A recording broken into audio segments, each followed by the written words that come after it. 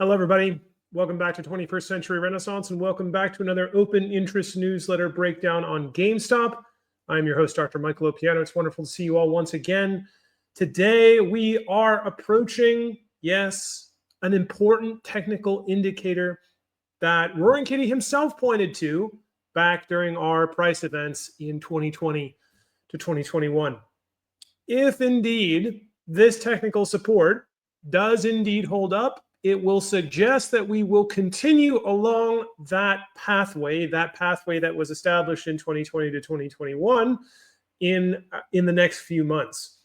This is something we'll go into a bit deeper detail today, as well as some of the factors that may be contributing, certainly contribute to the potential for a reversal in our short-term price action. So we'll take a look at this. We'll take a look at this today, as well as, right, and it's important, consider the risks that are inherent in that structure, and maybe some of the risks that are structured as well to the downside. Important to point these out.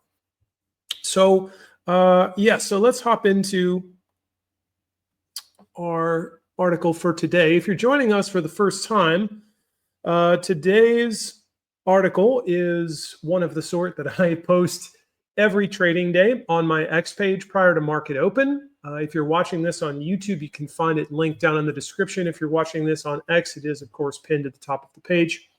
Right, today, thinking about this weekly RSI trend line that's coming up today, as well as some of our sort of how that's structured and what sort of other factors we may be seeing in our options data, in what we can assume or try to discern about market maker options exposure at this point, and how that might lend itself to a successful test of this trend line, as well as what it would mean should that trend line not necessarily hold up. So let's take a look. First off, big thanks to Christian Matseda today, investment actuary. Thank you so much for today's coffee, as well as Dat Scruffy. Thank you, as always, for your support in helping me continue to publish this research and make this free and open access to everyone. So thank you very much. Yes, okay. So the main image for today, pointing out these key trend lines in our RSI, right? These key markers that Roaring Kitty himself pointed to on our weekly chart. We'll dive into this as we get into our technical analysis. First off, I'll point out, right, if you'd like to check out where we are as a whole and sort of what has built up to this point, I have linked a sort of overview article that I posted on Monday, as well as a video where I broke that down. You can find that linked in the article here. So yesterday, right, not a super exciting trading day. In fact, conspicuously unexciting, right? It's these conspicuously unexciting days when they pop up that just make me go, oh man, are we about to go back in the other direction, right? Like, we got really low volume. I mean, we're down to 4.4 million shares. These are numbers that look like this flat kind of range-bound situation that we saw in late September and October, right? We did get some 3 million shares, 3 million share days sprinkled in there, but 4.4 million, that's the lowest we've seen since, I believe, the 4th of November, this cool-off date after the National Cat Day catalyst on the 29th of October. But I mean, these are volume days we were seeing mid-October when our IV levels were they were down to year-to-date lows. Seeing these numbers pop up in October, just, this is, I saw so many of these days pop up. I was like, man, like it's really going to go to the upside back in October. Now we have one of these days. This is one of these days.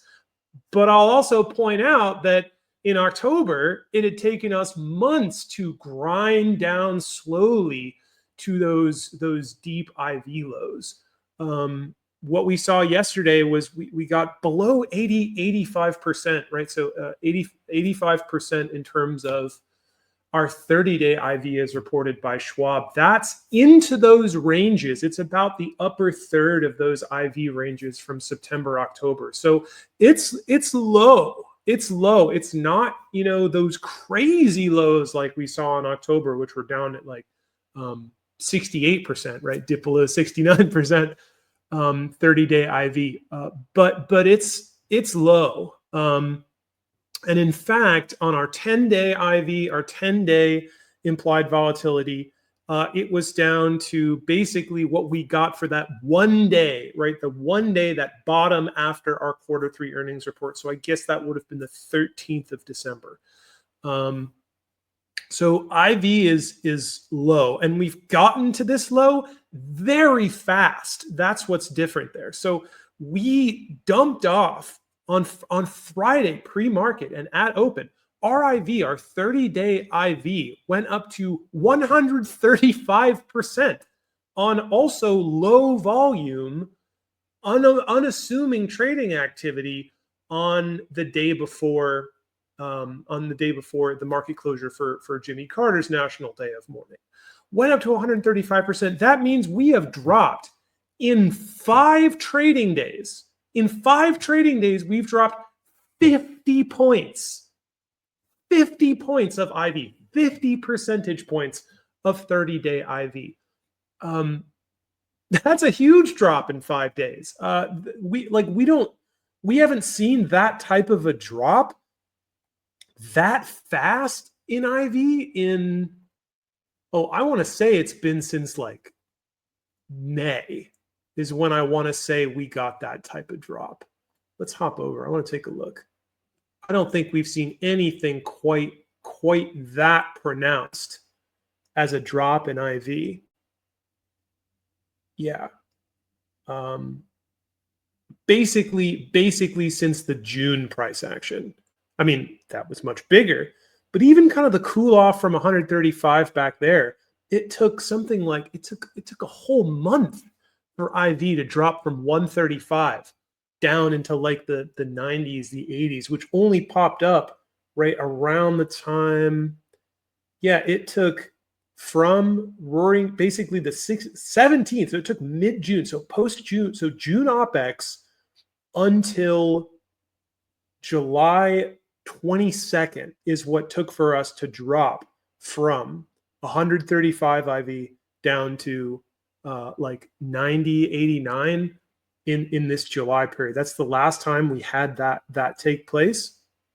Whereas much steeper drop this time around in terms of our 30-day IV. So what we saw yesterday is we saw that grind even lower. Interestingly, we saw that grind even lower, but really unassuming kind of price action here. We did get some interesting options bets. Options market was also quiet, mostly short calls. We did get a high number of floor trades entering into weird, like actually some deep in the money 0 DTE puts. Yeah, very late in the day, deep in the money 0 DTEs, pretty decent floor bets. As I'll point out on our technicals, and when we take a look at our gamma exposure data, these are bets that there is some risk to the downside here. There is some risk to the downside. We could see $25 pop up today. I'll get into that more in a second, but right, these are kind of they're not huge bets. For retail traders, these are big bets. But these are kind of share protective bets. They are trades to open. So these are trades, right? They're long volatility, but they're deep enough in the money that volatilities, especially for these, really doesn't matter. There's basically no extrinsic value left in these at this point. They're so deep in the money and there's 0 DTE. But then there were some leaps, right? So there were, this isn't a leap, but this is for April. And then these are 0. Why did I think these were leaps? These are not. Wait, I was wrong. Anyway, I made a mistake. I have to adjust that in the article. These are not leaps. These are 0 DTEs. So these are just essentially trades to cover a dip today to like 25 to protect share positions.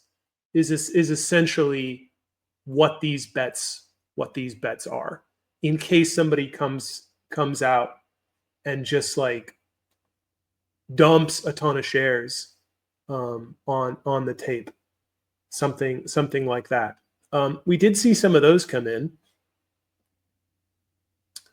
but then we also did see quite a few of these out of the money calls for next week, which come in at the ask, so at 30 and 35. So it looks like we've got an interesting mix of trades here, of basically like floor traders betting on like trying to hedge share positions, it seems, with these 0 DTE deep in the money puts to basically protect themselves against that. Very, very cash intensive.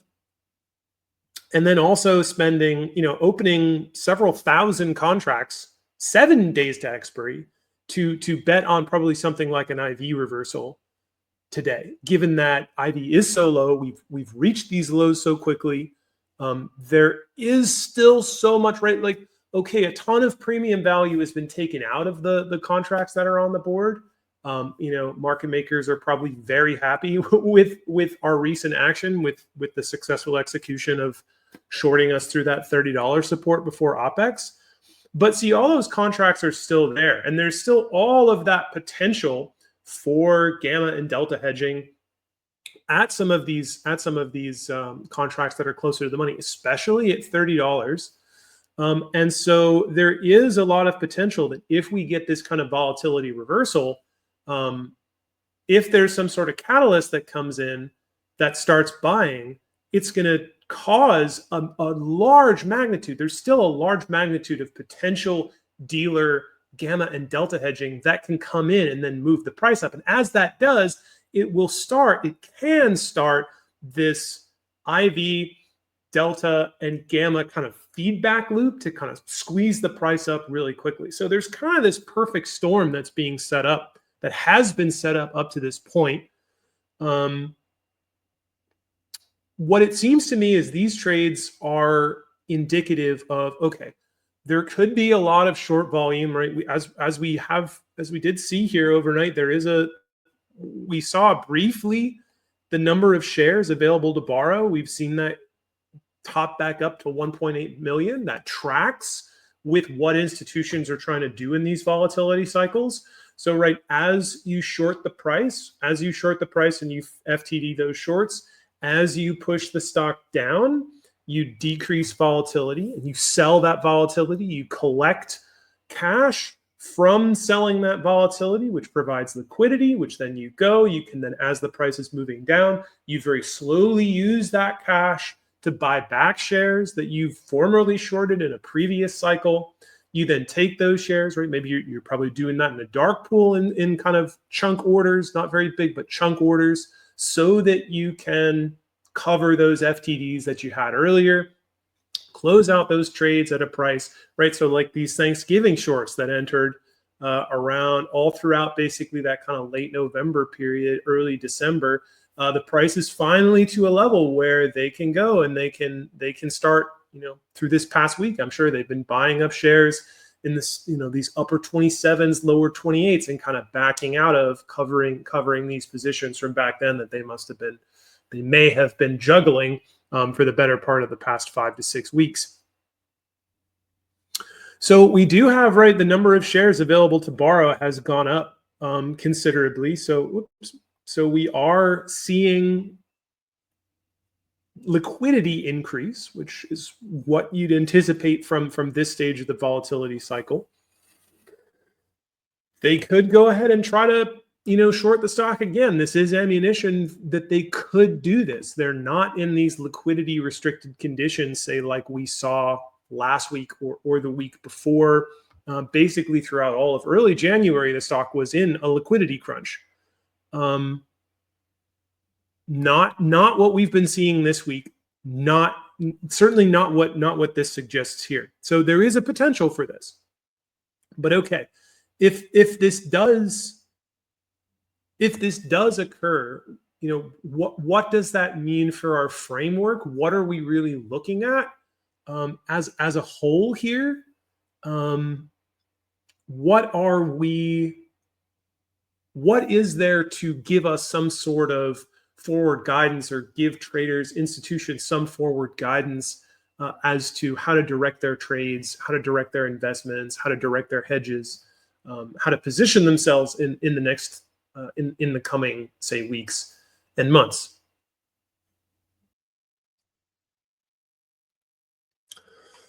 So I started to think about this yesterday. I started to write a little bit about this and talk about this a little bit in my video yesterday. But one element that I didn't really bring out with respect to our weekly chart here is trend lines in our RSI, right? I mean, I talked about the importance of this 200-week moving average. This was a major factor of our price action in 2012 and 2013. As well as our price action in 2020, 2021, right? We had 7 consecutive weeks of trading above the 200-week moving average, going from late 2020 into early 2021, before we had the sneeze, this major upward volatility event in late January. It served as a technical support, and it also has served and looks to serve, basically based on this huge interventionary shorting we had earlier this week, as kind of it, right? Our weekly chart is like, that's the nearest place. That's as far as this type of movement kicked us out of technical structures. That's as deep as it kicked us. It kicked us out to the weekly chart here. So that's our most meaningful technical support. Below that, we do have the 20-week moving average, which is the same as the 100-day moving average, which is down around 25. That's part of what is standing out to me, is like, okay, there is a chance, like, if we want to get super bearish aggressive, some shares could be spent to push us down into that $25 support. It's also a psychological support, and we'll take a look at the dealer gamma exposure data as well. That should give us, that also kind of points to that potentially a little bit, but we'll talk about that in a second. However, what I wanted to point out that I didn't have a chance to point out was this RSI trend line. I mean, I talked about our RSI limits. I talked about how RSI neutral in particular served as a support earlier, back when we took off in late October and early November.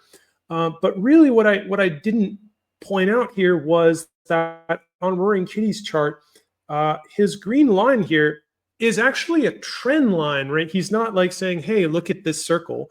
It's actually an RSI trend line. It's not super scrupulously obeyed here, but really he formed this based on the base of, right? So we did actually have a bullish pennant formation on the weekly chart that popped up in 2020, that was formed between March and July of 2020. When that came to fruition, right, it used RSI neutral on the weekly chart as a resistance, but he also used this to map a trend line, basically to say, look, hey, the weekly chart on our RSI, the RSI weekly, is showing rising support levels within this trend. So he drew this line and he drew this circle. I don't exactly know when he updated. I think he may have done this in April or something like that, maybe of 2021. I have to check when he last updated this. But that's right. That's what he circled. And I hadn't pointed out that this was a trend line yesterday.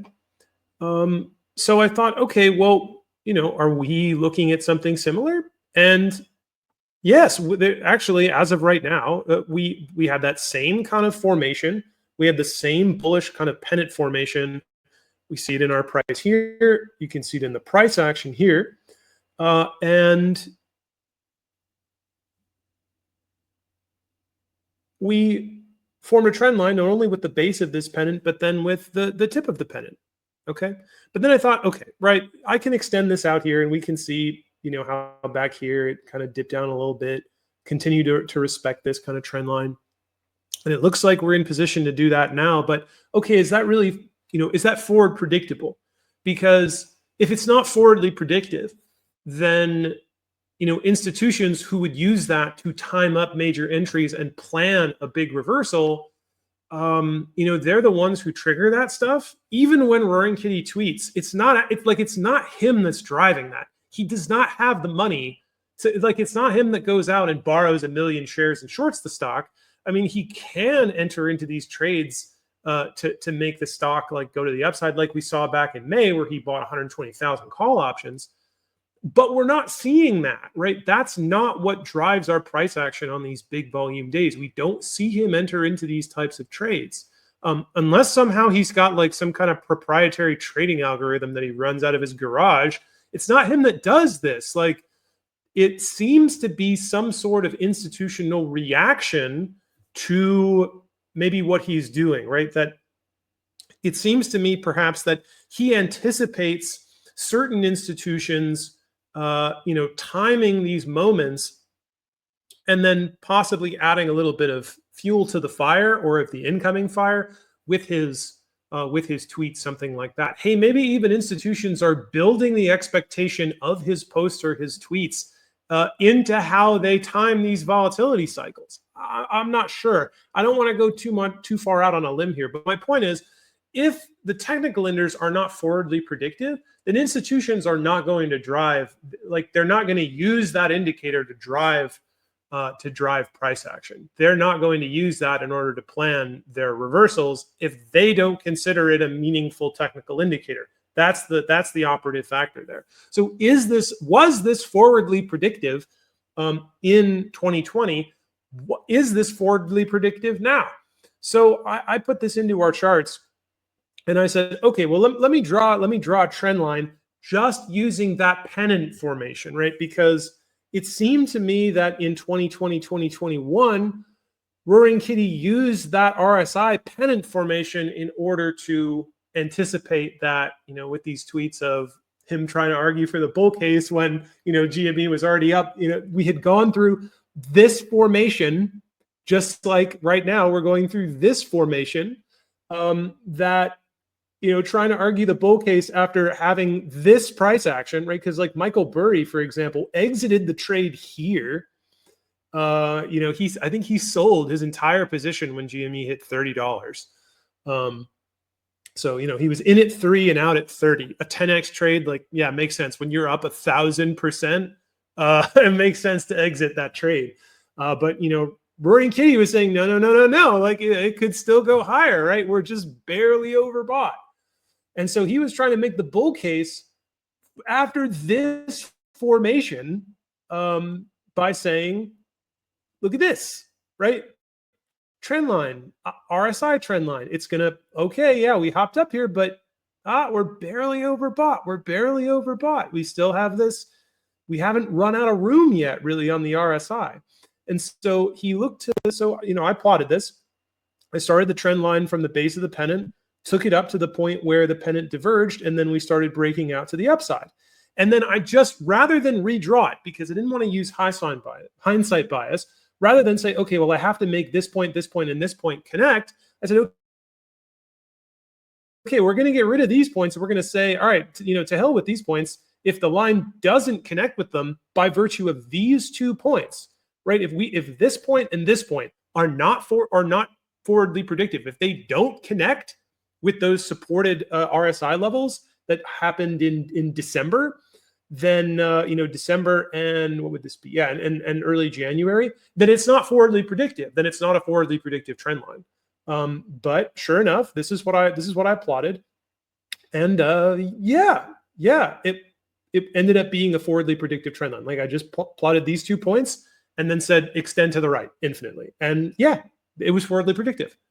And sort of when it ran out of room here, right, got a little bit overbought. I mean, we had some major correction after the beginning of this trend in, I guess, September, October. But then, yeah, it kind of, it ran out of room. When it was running out of room and kind of forming this right triangle here, this pretty small, tight right triangle, that's when we got this big RSI diversion to the upside, or I should say divergence to the upside. So I did it again, right? I took the same thing. I said, okay, let's do the point of the base of the bull pennant, of this bullish pennant on our RSI, and say, is this, where would this go, right? Where would the support point be on our weekly RSI level if I just say, all right, don't make this connect. Don't make it connect to where we are now, just these 2 points and extend to the right. And it's right where we are now. So what does this say? This says, if institutions consider this to be a meaningful technical indicator, or if somehow this technical indicator does map to some sort of real underlying phenomenon, right? It maps some unspecified, but something going on, right? If it really does map to that, and it's something that people are paying attention to, if they were paying attention to it back here, right? It could be coincidence, but if this was being certain, if it was significant in 2020, 2021, and if it's significant now, then this would indicate that the continuation of our uptrend is stable, right? It's going to happen. Essentially now, the price will price action will reverse to the upside. And if it does, that then the uptrend, with respect to this trend line would project to culminate sometime in April. That's what that would suggest. We've seen a lot of similarities in our price action to what was going on in in 2020 into 2021. If this is indeed a similarity, another kind of carryover, then that's what that would project. I know, right? That's so many hypotheticals. That's so much conjecture. But, as far as trying to make sense out of something seeing on the technicals, what Roaring Kitty suggests, what Keith Gill suggests was something that was, it's one of the few things, like he pointed out on his charts, on the Roaring Kittinger charts, that was just like, look at this. So, hey, that's, at least if that indicator means anything, then, up it goes. That's what that means. And if up it goes until April, right? Or at least to April. That's what's suggested there. So don't know how significant that is, but that's what I did. That's what Roaring Kitty did back in 2021. So we'll see how that holds up. But okay, right? What does this mean for our price action today? What does this mean for what we're looking at now? Right? I mean, not too much exciting here in the way of open interest changes. We did have a lot of short puts come off the board at 28, right? So trader short puts came off the board. So they bought those to close. Some in the money calls off the board. A few in the money puts kind of on the board. Not a lot for this week. For next week, of course, though. For next week, these calls here at 30 and these calls at 35 were bought very close to the close yesterday at the ask. So at least one trader, these are probably separate traders. This looked like it was a few traders. This looked like it was one trader. Thinking maybe we're also like essentially now going to reverse to the upside. That's a bet. That's long IV and that's long the price. And that's a short bet. That's a short time frame. So those traders are thinking price and IV reverse now, maybe Monday at the latest, kind of in order for those to pay off. I mean, if the price goes through 30, then, maybe that's not going to be an issue. Yeah, I mean, again, another interesting factor is for next week, 30 is not as big as it is now. Kind of less of a risk heading into next week for market makers to let the price go up here because it's 7,000 contracts. That's not a lot. Certainly not compared to this week. We've got 35,000 for today for 117, right? Pushing 30. 35,000. So, they're not going to be happy if those close in the money. But, they could let this thing, especially if they're the ones that are structuring these IV cycles, if they're working with, I don't know, proprietary trading arms or something like that, then, why not let this run through 30, get everything excited, right? People are, oh, calls, and then let it run back or something. I don't know, right? Something like that could happen. But what does our gamma exposure say here? Well, man, we're looking like this is as we looked, right? I've been making these comparisons all week. This is what we looked like, on the 5th of December. We had a ton of negative GEX to the downside, a ton of put GEX to the downside, net put GEX, and a ton of call GEX to our upside. We've got heavy call gamma accumulation right above our price level. We've got smooth transitions above where we are from all the way up to 30. We've got a huge amount of short calls that have been absolutely, they had the piss kicked out of them over the course of this week. We're talking millions and millions and tens of millions of dollars of premium invested by traders in opening long calls at this strike that have lost a tremendous amount of value. Like, even if these close in the money at this point, right? Like, even if these close in the money, it wouldn't be optimally profitable for market makers. But if the price closes like 30.50 or something, like, market makers are still making a killing on this options position. Now, obviously, they would like it to be optimal. Why not, right? You want that to be best for your bottom line. But they'll make a killing on this. Now, in order to make sure, though, that even if there's like a 30-50 close rate, they still have to hedge that position properly. They have to gamma hedge. They have to delta hedge. Gamma hedging is a part of delta hedging, but right, they stay delta neutral so that they don't lose out. But part of the way that they remain delta neutral without kind of slippage in their hedging ability, right, if the price moves fast, is they gamma hedge to make sure that they're hedged against delta changes based on implied volatility, which would happen if the gamma hedging dynamic is exploited today by some kind of catalyst or major buying. They would gamma hedge, right? The gamma values have, especially at 30, gamma values have come down from where they were, right? When we were trading at like 31, gamma values super high. So at that point, they're very gamma hedged. They're holding a lot of long shares. When the price is at 31, they're holding a lot of long shares to cover the gamma value of that contract since it's close to being at the money. They're holding, right? The 30s have been in the money for a long time. They're holding a lot of delta hedges on top of that. So when the price is at 31, they're heavily hedged. They're holding a lot of shares. Now, as IV has gone down, they get to de-Vanna hedge, right? So they're less exposed to lower IV levels. They're less exposed to the or not exposed. They are not holding as many delta hedges as would be required as suggested by those higher IV levels. So they're not holding those. It's out of the money. We're now at 0 DTE. They are minimally hedged on this position. What that means is if there is a catalyst that sends the price up there, the delta value on those contracts is going to spike. The gamma value on that contract is going to spike. Because IV values have gotten so low and because that hedging activity will be very violent, will be very dynamic, it means that the IV on those contracts will spike. So the Vanna exposure on that is going to spike. So the Vanna hedging will spike. All of these things will happen if there is a major catalyst today. And we have 35,000 contracts, right? That's worth an ideal total. Yes, a total of a possible 3.5 million shares to have to deliver.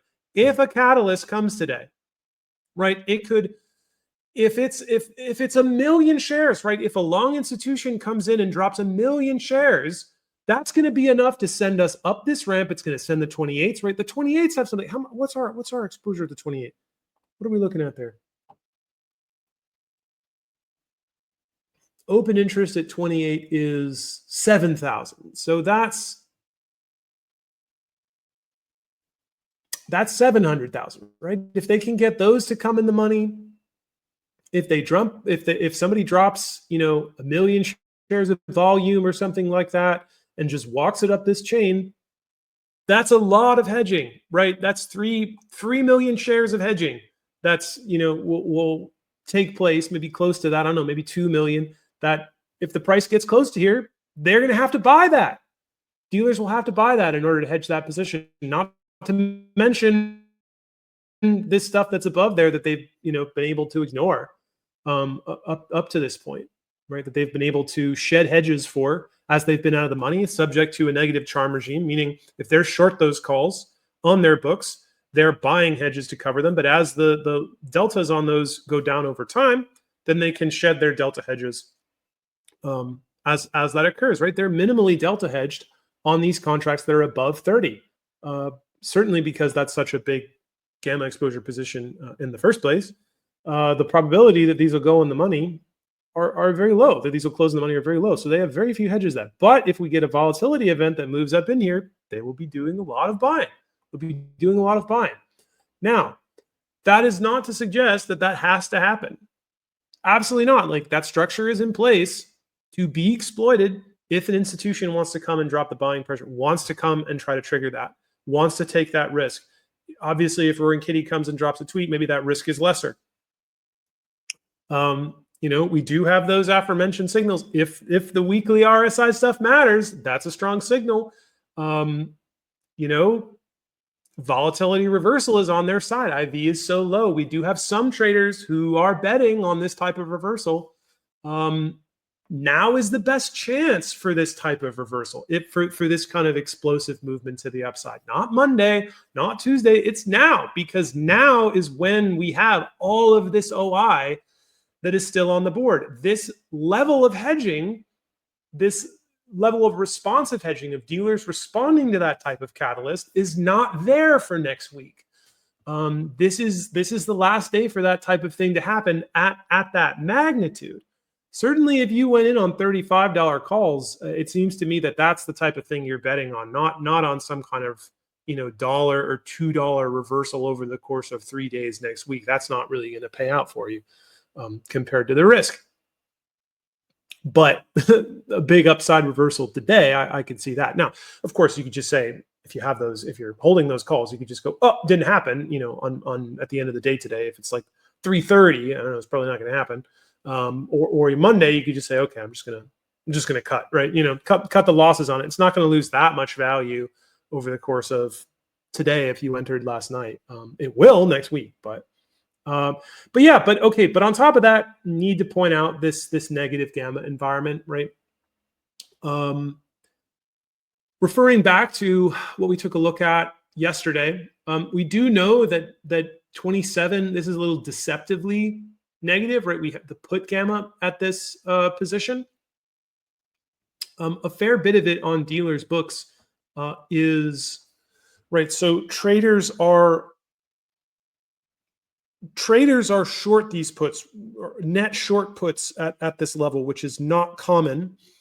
But based on yesterday's data, right, we know that traders are net short these puts, which means that dealers are net long these puts, which means that it's negative gamma on their books.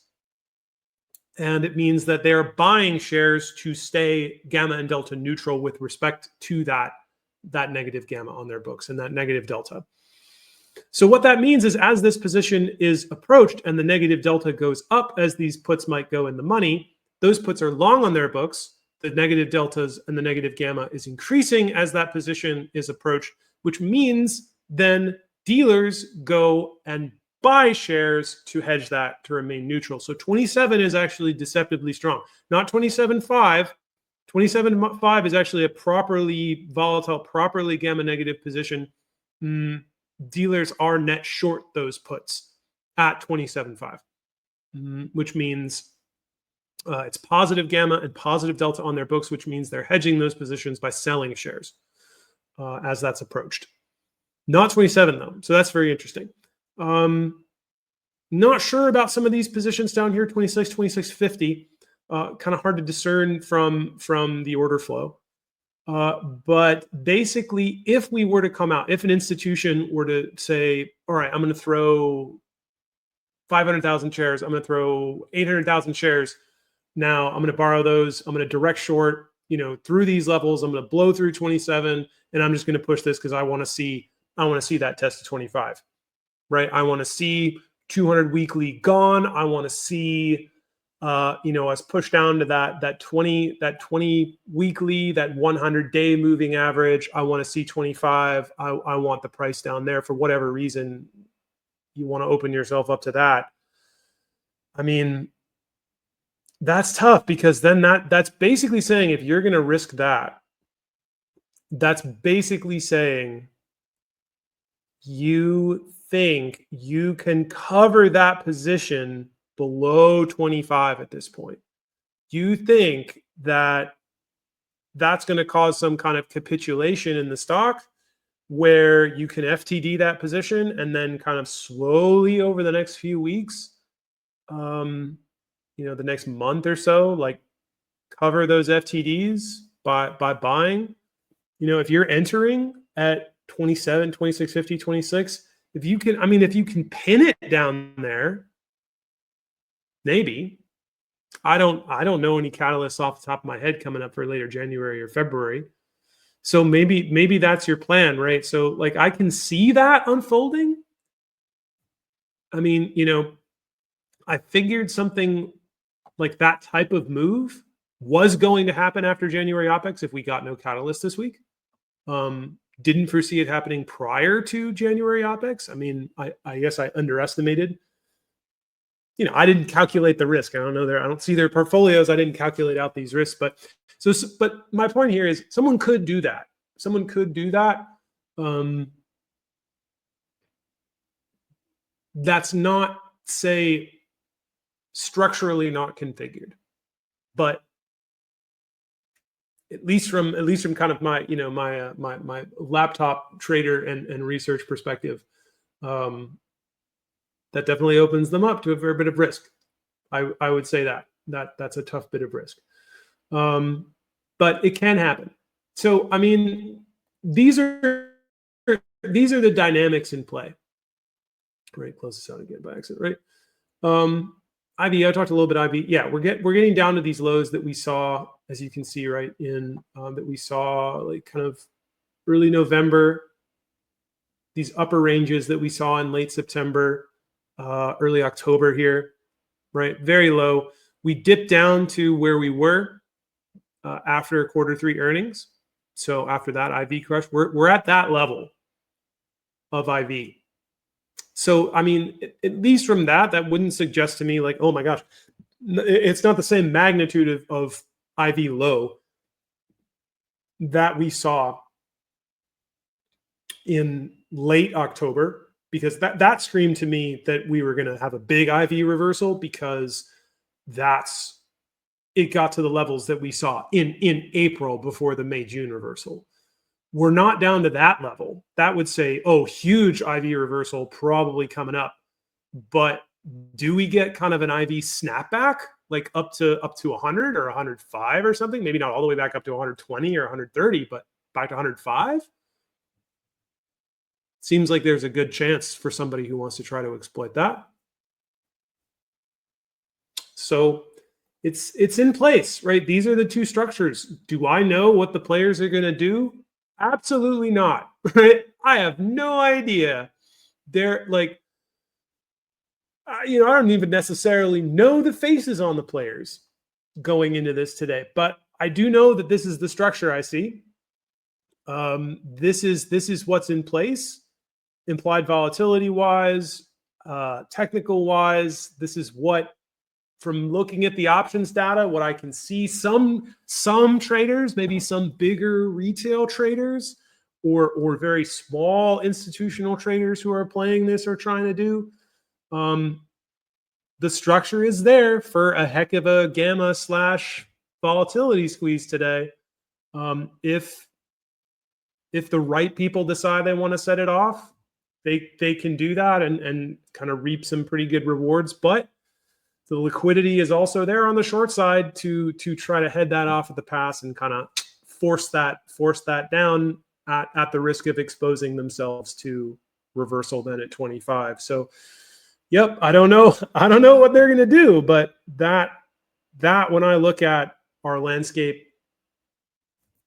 that's the game today. So, you know, this is not trade advice. This is not financial advice. Obviously, you know, consider your risks. Hopefully this is something that can inform you and other investors, whoever's watching and listening, right? I use this to inform myself as to what I think the most likely things coming up, right? Facing any given day, any given week, any given options expiry are really presenting us.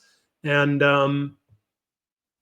you know, that's what's on the table. That's what I'm seeing on the table today. So yeah, I hope you guys found this informative. Thank you. Thank you as always for watching and listening. Hopefully we'll have something interesting. I mean, we'll always have something interesting to talk about for our live stream tonight, but you know, maybe we'll see what the major players end up doing. So yeah, so let's see. We'll maybe go into some deeper depth on some of these concepts I unfolded today and think about, you know, heading into the next couple of weeks, what we might expect. So hope to see you tonight at 4 p.m. Eastern time for our weekly live stream.